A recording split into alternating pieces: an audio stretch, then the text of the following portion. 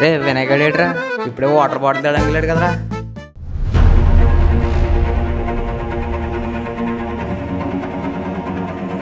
బాబు G Pattabhirao గారి ఇల్లు ఎక్కడ?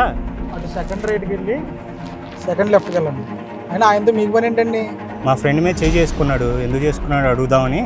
అయినా ఆయన మీ ఫ్రెండ్ ఎందుకు కొట్టాడండి? అనుకోకుండా మా ఓడిచి అమ్మాయికి తగిలిందంట, దానికి కొట్టాడు. ఎందుకు కొట్టాడు తెలుసుకోవడానికి వచ్చాం. ఒక్క నిమిషం భయ్యా, ఇప్పుడు వస్తాను.